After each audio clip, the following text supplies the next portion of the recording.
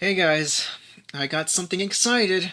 I already mentioned this in one of my past few videos where I have like a lot of ideas on movies.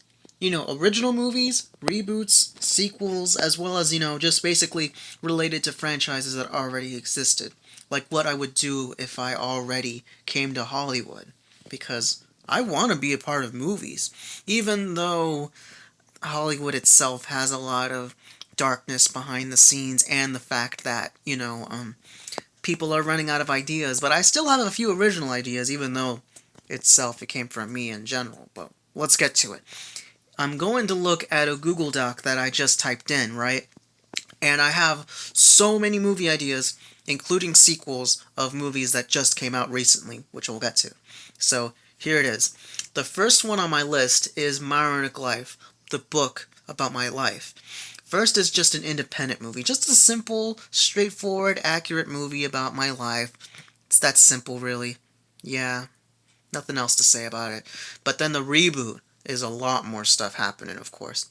Way more stuff is happening in the reboot. This one is more of a what if scenario with multiple sequels and spin offs about all the new characters. We'll talk about the Bionic Life reboot in more detail on a future video, and hopefully I'll have to remind myself that in a future video. The third one on my list is an Agent Cody Banks remake. And why a remake? Because the movie was decent, but the sequel was complete garbage. In fact, Agent Cody Banks was probably one of the last movies that I reviewed on my old channel back in 2018 before it got terminated. I think so. And I really wanted to remake that movie. Try to make it feel a lot more timeless and less modern. You know what I mean? And the fourth one on my list is a sequel or reboot to The Adventures of Milo and Otis, because I know that even that movie has a lot of controversies behind the scenes. How there were quote unquote abuses and tortures for all the dogs and cats involved. There were probably a few dead cats and dead dogs, probably. I don't know. I guess animal cruelty wasn't a shocker in Japan back then, because The Adventures of Milo and Otis was originally made in Japan before it was released by Columbia Pictures in America, of course. But if it was remade today, or at least a sequel or reboot, they'll probably make it more CGI-esque, like try to make it more CGI, but not too much CG, like the freaking Call of the Wild, where the dog looked so horrible because trained dogs are better actors than a freaking CGI motion capture dog. Yeah, Uncanny Valley, as they say. Yeah. But if I made Adventures of Milo and Otis as a sequel or reboot, I would just make it more like actual trained animals without all those torturous scenes where Milo jumps into the freaking water, or when Otis was fighting the bear. Oh my goodness. That's pure torture for animals right there, and it's amazing how they got away with it back then. Japan, you messed up sometimes. Then again, everyone in the world is messed up sometimes. Even us Americans. Anyway, the fifth one is probably something that everyone's probably going to get sick and tired of. An Annie adaptation, Little Orphan Annie. It's a hard knock life for us. That. The musical, it was first a musical, but it was also a comic strip before it was a musical. And then, okay, it was a musical. Before that, it was a comic strip.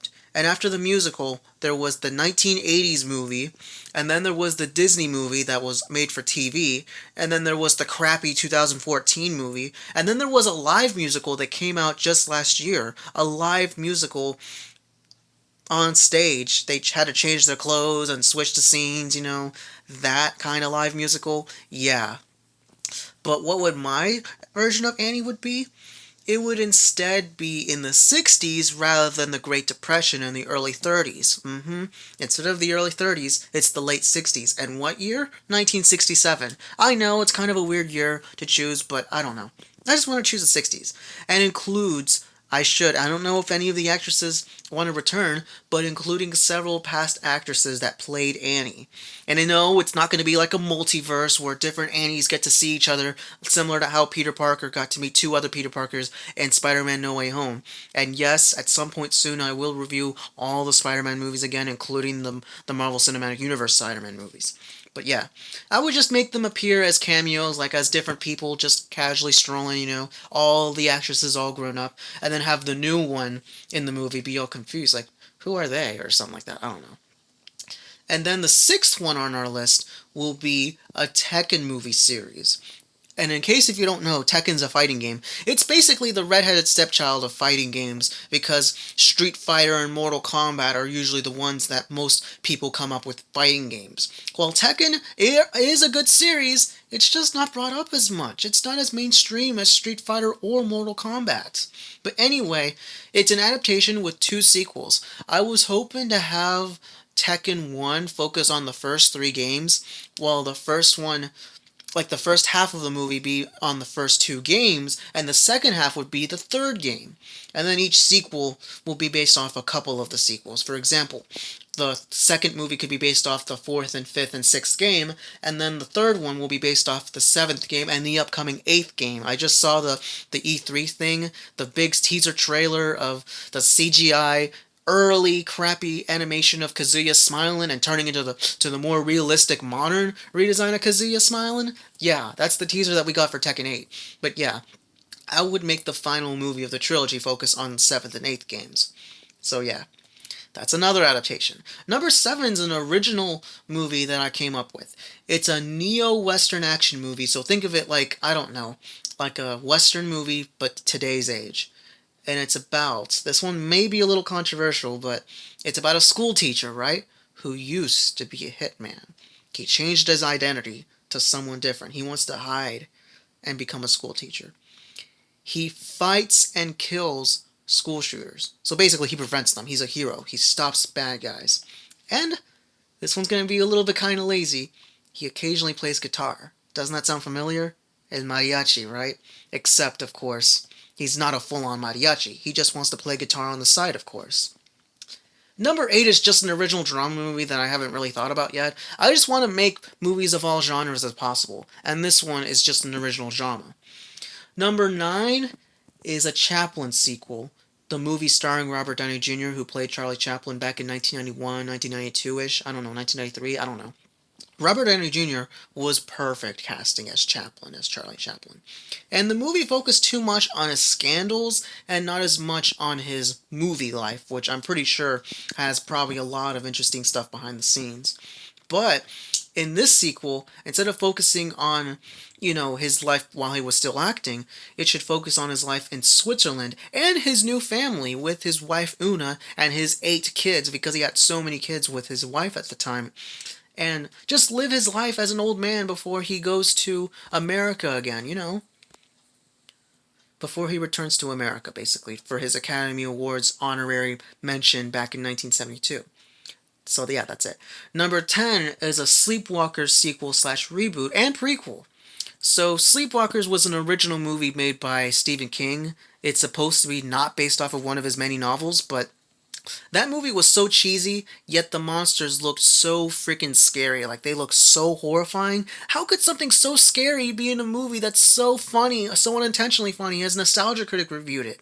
Yeah, I thought about making it a sequel, a reboot, and a prequel. So basically different things, because I feel like that franchise had so much potential. Stephen King, if you ever get to see this, help me, get me involved in the Sleepwalkers remake, and I'll do my best to help you out. Alright, so number 11 is going to be a recent movie that should get a sequel. It's the sequel to Encanto, the Disney movie about We Don't Talk About Bruno, that movie. So I thought about the sequel being about a time-traveling scientist from Mexico, so we can have some more worldwide diversity, not just in Spanish-speaking countries, but also the rest of the world. The scientist from Mexico gets to show the Madrigals what's it like around the world. So yeah, he's from the future. He comes back in time to Colombia to save the Madrigals from dying because there might be some kind of curse that'll happen that'll wipe them all out.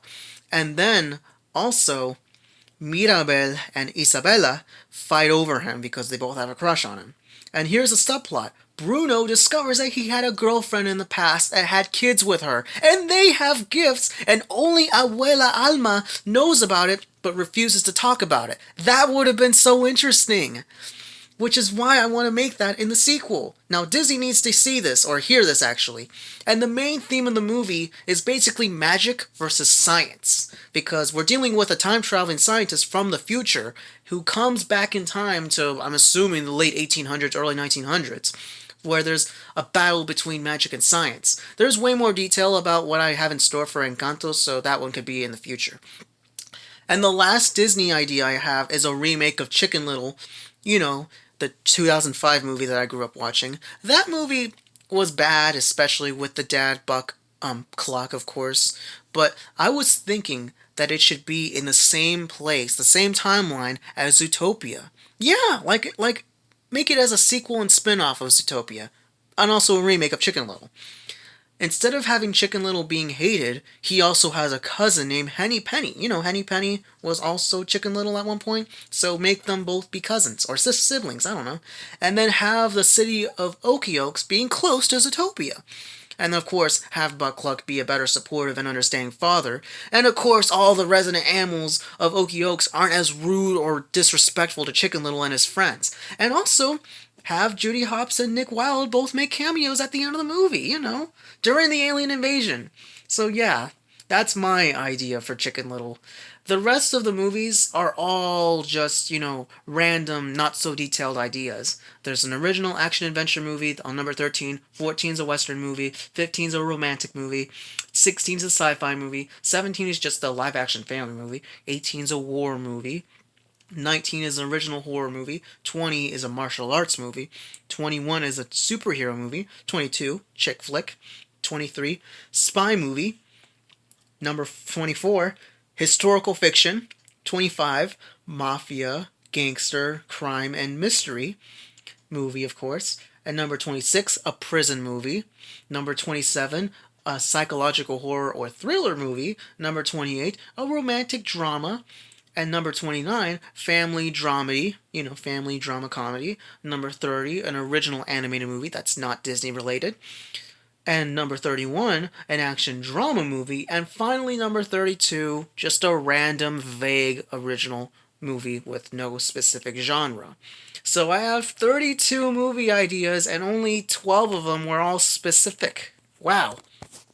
I know some of them may be a little weird, and some of them also might sound a little off the park and probably won't ever see the light of day, but hey, there's always fan scripts, that can be shared online, right?